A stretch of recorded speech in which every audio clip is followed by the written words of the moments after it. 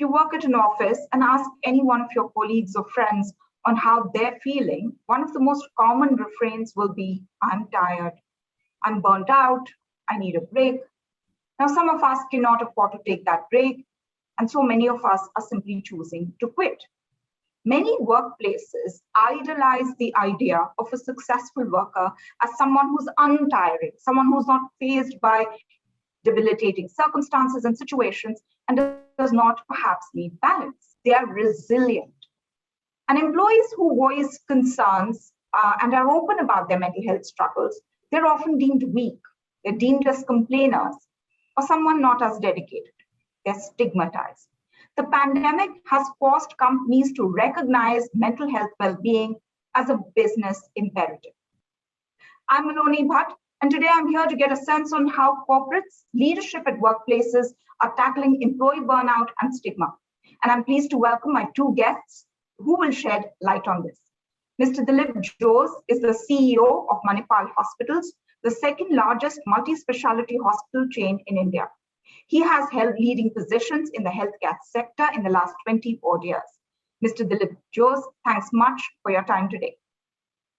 My pleasure, Melanie. Thank you. Let me bring in my second guest, Mr. Kumaar Bagrodia.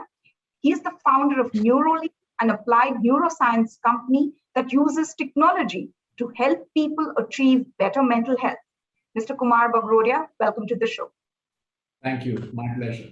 And to our viewers, this conversation is part of the Talk Your Heart Out initiative of ETPanache, and our partners are Johnson & Johnson.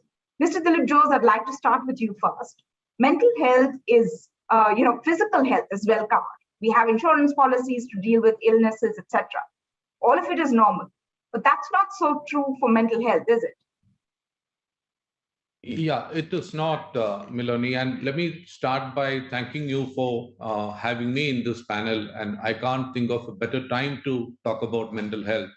I think the last 18 months have shown us collectively how frail is our emotional health of all of us, of the whole world, how frail it is. Many of us would have come across situations for the first time. We are confronting issues ourselves, our friends, our families. So it's appropriate that we spend a little time talking about it.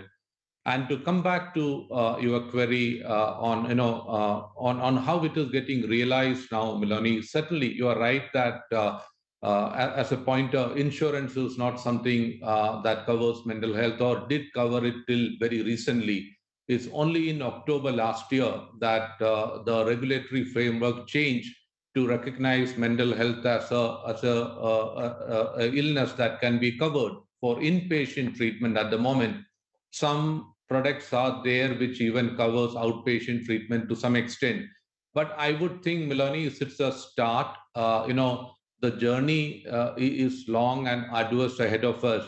I think many of us in the corporate world knows physical health found its place maybe after a couple of decades in a journey like this, where the corporates or the employers really began talking about the well-being of the employees, the physical well-being. Similarly, this would be a long journey before we get to something really of an acceptable level. But I would think it's a start all the same. And I hope, the pandemic and all the trouble that it got along to all of us maybe inspires or prods the rest of us to do something on mental health and for the mental well-being of our colleagues. Kumar, to you now, mental health is perhaps about finding a balance, but most companies have a culture of work hard, play hard. Do you think that is now changing? And how has the pandemic and, the subsequent stressors forced companies to reevaluate their strategies? Great question, Meloni. I don't think that work hard, play hard as a motto by itself is bad. We have to just reevaluate and calibrate what is hard. How much of work is really hard work. So as long as you can, on an average day, get about 7-8 hours of sleep and find time for recreation or maybe some physical activity, whether it's exercise or sport or something, I honestly don't see a problem in doing a good day's work. The problems begin when we expect that every minute is got to be about work, right? So, we have to take into account that India is still an emerging economy. We still don't have the luxuries of the infrastructure of the Western world. So it is natural that through our growth phases in the last several decades, people will have to work harder. People have to resort to some sort of jugaad, in their day-to-day businesses. Sorry for using that word, but that is the reality. And hence we might need to put in extra hours, extra sort of back and leg work to get things done. But on an average, if we are able to balance ourselves out, I think that's a perfectly fine thing to do. Mr. Jose, there's been this emergence of health and well-being packages, benefits to keep employees engaged, motivated, which is what a lot of companies are now doing. But is a session of yoga or a discounted family holiday, is that enough? It's certainly not, Miloni, that, it's certainly not. And I hope none of us as employers ever think that it is enough, that, but like I said, maybe it's a start, maybe, even this, if you realize have come about in the last few years that, doing something like that, as an initiative, but it may be a start, but I would think it's a slow start. We could do much more. I hope we would do much more, maybe spurred on by the realities of the last 18 months. But more than that, what is required, I think, is a recognition that the workplace should have avenues and spaces, Miloni, where you could express your vulnerabilities, that, as an organization, encourage people to come forward and talk about it. Don't in any way stigmatize any of these situations. That I think the fact that mental health is equally, if not more important than physical health, is something that everybody should recognize. I think world over, the top 5 out of 10 reasons for disability, Milani, I'm sure Kumar knows about it, are mental health issues. So depression, schizophrenia, OCDs, to name a few. And it is just that it is coming more to the surface now than in the past, particularly the work from home and the stress around it, not having social interactions. As a healthcare company, we are finding that children are getting impacted by it, and the parents do not know how to handle it. So I think this is a continuum that we are talking about, not merely at the workspace. It extends to our homes, our families, and I hope collectively as a society we recognize it. And certainly, a yoga session is not good enough at all, by any stretch of imagination. I hope we are heading to a level of acceptance, the way we have accepted that cholesterol is not good for us, that it took us a few decades to come to that conclusion, but the way we all accept it now, I think this also would need to become a fact of life, that mental health is a challenge for many people, and we should be empathetic. And one final comment on that, Milani, is that I think most of us are conditioned to empathize when there are physical manifestations of an illness, that you empathize with somebody who had an accident, who had a surgery, you can visit in a hospital. I think most of us are conditioned like that. But oftentimes mental health does not manifest in any forms that you recognize. I think those are I think cultural mindset changes that we all have to go through. And I'm only hoping that we do that quickly enough and not drag it on like we dragged on physical health for decades. There's some very, very interesting points you brought up there, Mr. Jose. Kumar, I want to go to one of the points that Mr. Jose mentioned, and he talked about how, we're working from home, and, then the stressors kind of get carried. The barriers between home and work are now completely blurred. So in this hybrid model, and I'm talking from the perspective of employers, where a lot of us are working from home, the touch points that employers have with employees, that give you a sense something's not right. All those are missing. How do you tackle burnout in such a situation? How do you even prevent it? Yeah, a very important question. And honestly, I don't think there's a easy or quick fix solution to it.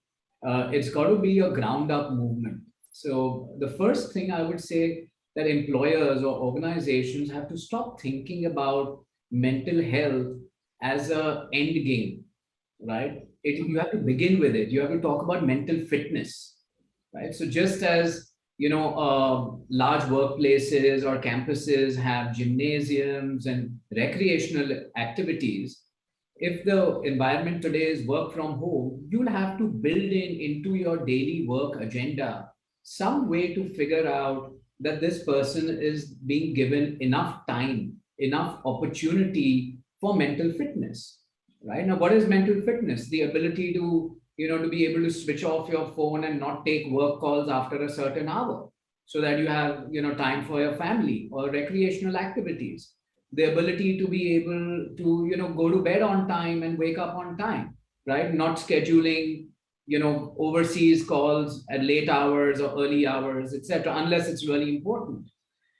Trying and incentivizing employees to be able to say, these are 1, 2, 3, 4, 5 activities you can do towards your physical fitness, which will help you to de-stress. So a holistic view needs to be taken. And also, I think the dialogue needs to change.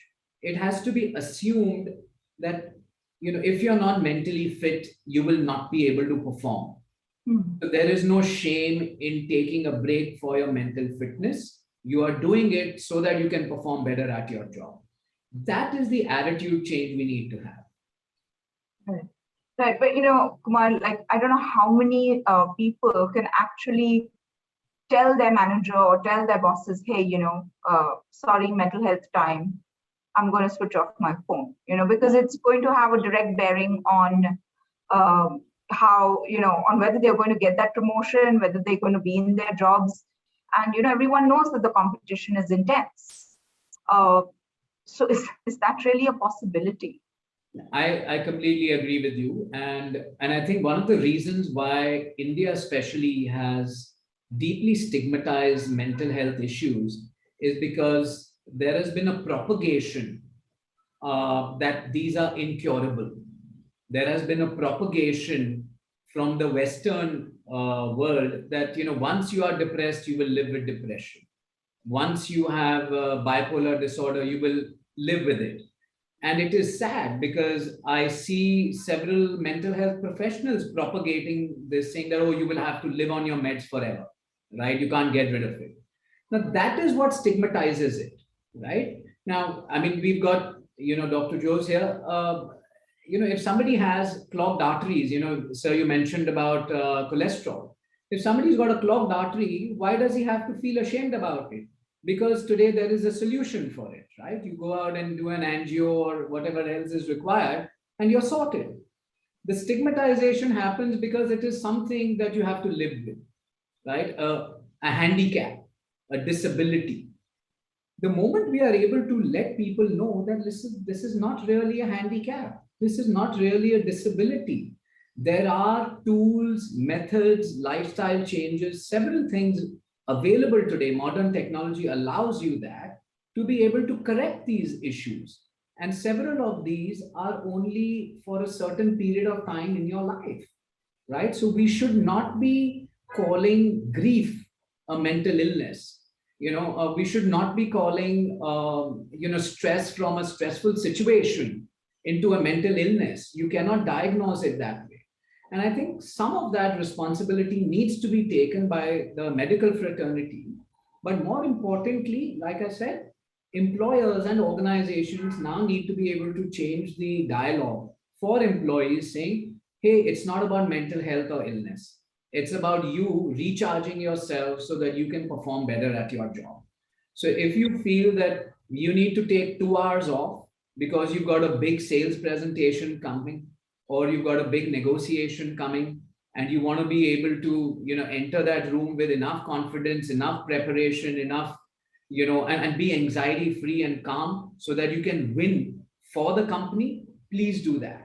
Right. So I think it's just a change in context. And I know it's not easy, but a beginning has to be made somewhere. Right. Mr. Jose, would you like to respond to what Kumaar spoke about the role of the medical fraternity? You've been in this sector, the healthcare sector, for a while. What are the challenges from your side?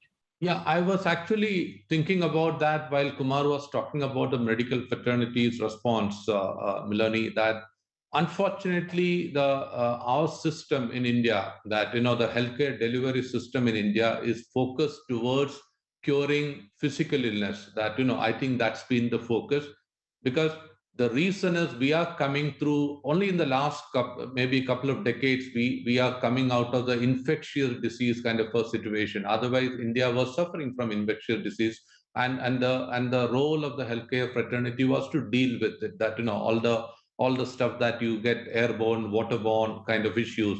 We have now moved to lifestyle diseases, that because we are earning more, eating more, and we have cholesterol, diabetes, and hypertension, and of course cancer is becoming an issue. So unfortunately, the precedence right now is for physical health or issues of that to be resolved. And we need to recognize as a society that mental health is going to be equal, if not a larger challenge. But when we look at it, the number of counselors that we have in the country, that I think it is far too it's nowhere near what we require. That so if the medical fraternity has to make a beginning, we could, it would be in maybe in larger towns and metros where some capability exists, but mental health issues are not concentrated in, it's a fairly uniform issue. So I think the skew in skill sets is something that we would have to deal with. Even for other facets of health, there is a significant rural urban skew of where the talent and technology resides. That it is even more for mental health. You hardly come across a mental health professional in a tier 3 town, right? Whereas you might find an MD general medicine available in a tier 3 town. So this is a challenge that we will have to deal with. I think, like I said in the beginning, it's a long journey ahead, but recognition and family support and destigmatizing it would be the beginning. Parallelly, we will have to create an infrastructure, particularly of people who could provide mental health support from a medical point of view, Melanie. I think we are several decades away from that. We got far, other stuff that we can't wait for that to be ready. I think we got a lot of stuff that we need to do without waiting for this fraternity to emerge, which will take time. Right. Uh, I want you to now wear your hat as a leader at your workplace, and give us a sense that, it is that people don't quit their jobs, they quit their managers. So when it comes to mental health, how much of a role do you think a manager plays? It's certainly true, Melanie. People quit their managers, and managers represent the organization. So it is a reflection on the culture or the organizational values or the environment that you foster in the organization. I think, therefore, it has to be a priority for the CEOs, a priority for the board, in fact, to be cognizant of where we are with respect to the mental health of our employees. We do have dashboards and other systems available now, HR keeping an eye on physical health, but mental health is sadly missing, and that would need to be one step. But at the same time, Melanie, it's also an individual's responsibility to be realistic about one's goals. All of us as individuals also would have to take some accountability, some responsibility for our own mental health issue. That, like we would get onto a diet regime or an exercise regime, these days, I think we have to be cognizant of those issues as an individual. People these days, we talk about metacognition, right? Be curious about how your own mind works. I think while organizations got a long way to do, many things to do, I think as individual employees, all of us also got a responsibility to be aware of our limitations, make an active effort to be mentally fit, like Kumar said earlier, like we make an effort to be physically fit, make an effort to be mentally fit, be aware, be curious about our own minds, and also to set realistic goals for ourselves.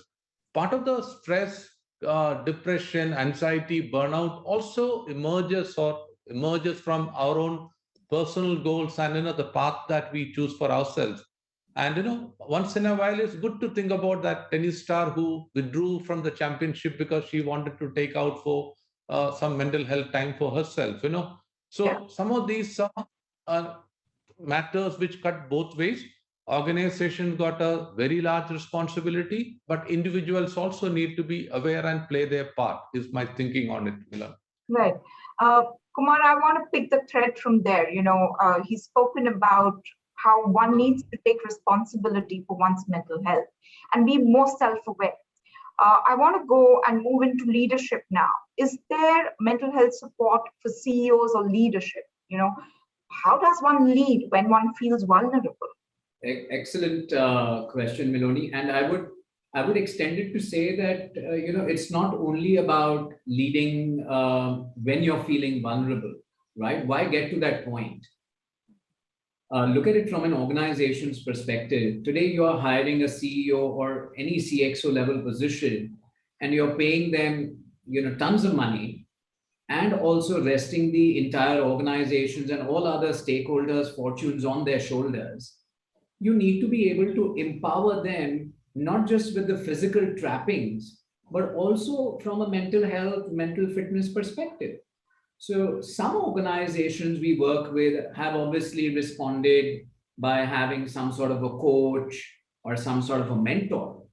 But I would still say that is only just scratching the surface. You need to be able to give the senior leadership whose decision-making ability determines the fortunes of your organization, right? You need to be able to empower them so that they are making decisions with a clear, calm, strengthened mind, right? We all know that when you're anxious, when you're stressed, when you're feeling low, your decision making is impacted, correct? So why would we assume that a CEO or a CXO or anybody in the leadership is bereft of anxiety or stress? He's got more pressures than anybody else. So you need to be able to provide him with tangible, measurable solutions on how he can enhance his brain and optimize it so that his response to stress, response to anxiety, response to a feeling of loneliness, because it is lonely at the top at times, all of these are managed better in his own brain, right? And today those tools and technologies exist. So absolutely, there needs to be a greater recognition that we need to be able to empower our top management far greater, because it is on their brain and mind that a lot of the fortunes or the future of the company rests. Right, right.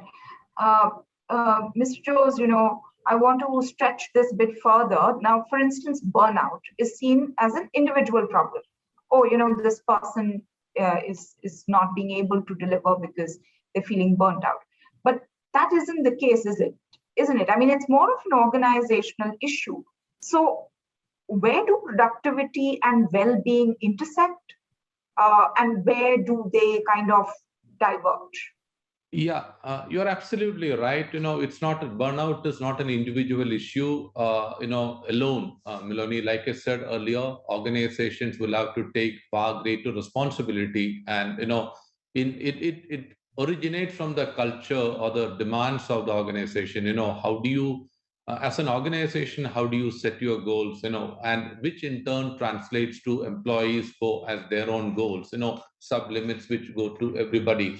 I think we have to be realistic about where we would want to be as an organization, and that in turn should be transmitted to our employees that how so that their day-to-day work and their annual targets, everything is realistic and emanating from that.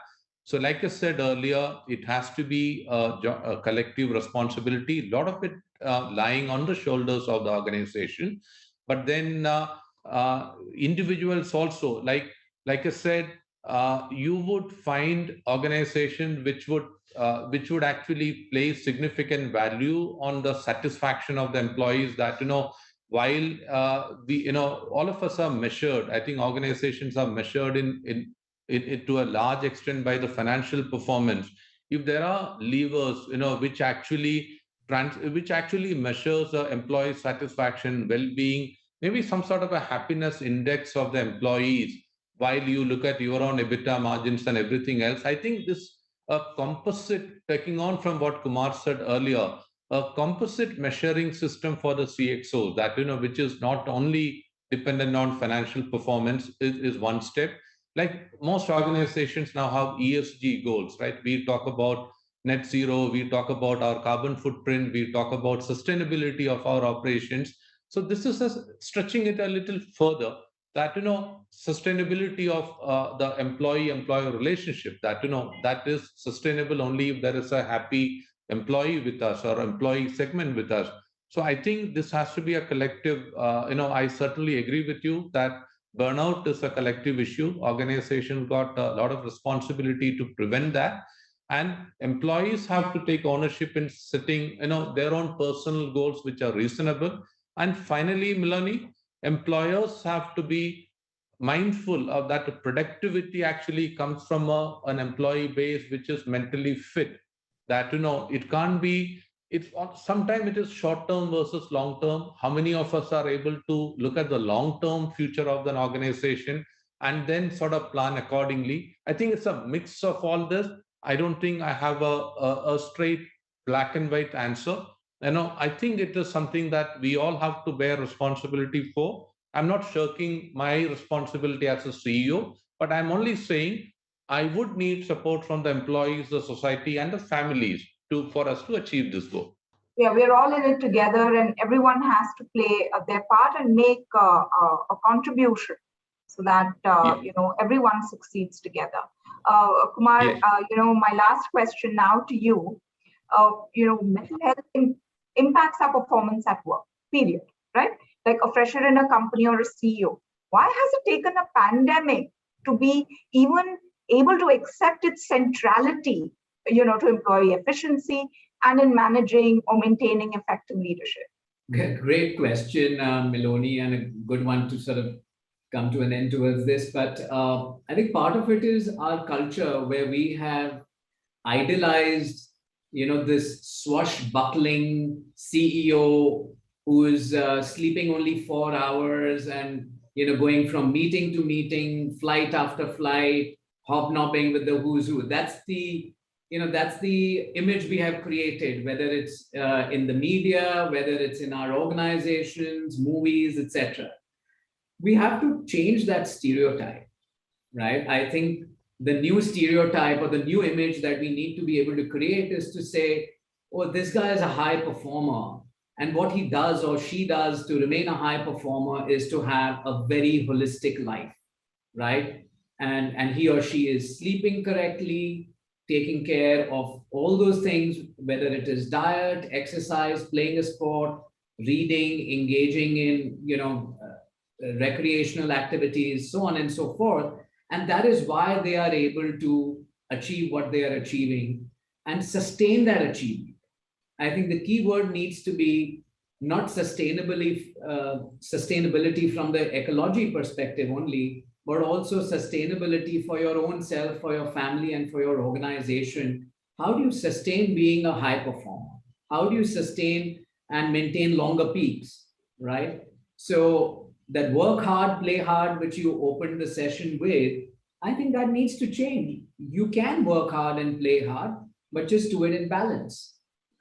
So if we are able to change this discussion, and you would aptly put it that mental health affects performance. So if we in corporate India are all ultimately about performance in some way or the other, can we not then just take a step back and say, well, these are the 10 things required for your performance. Mental health is one of them. And here are the things you're going to do to ensure that you are mentally fit so that you can perform better. Yeah, these are, very important and interesting thoughts, Kumar. I really like the point that you made about breaking the stereotype and creating a new image, not just for the CEO, but for all the employees of companies that, who are happy, who are satisfied with their work, and, who can speak about anxiety, depression, issues of failure, if they're facing all of it, to be able to speak to that to their manager, and for their managers to help them, their families to extend support. Hopefully that will happen. And as Mr. Dilip Jose said, we've set the ball rolling, but we just need to make sure that it keeps going ahead. So Kumaar Bagrodia, founder of NeuroLeap, and Mr. Dilip Jose, CEO of Manipal Hospitals, thank you very much for your time and your expertise today. Thank you, Miloni. Thank you very much. It was a pleasure. Thank you.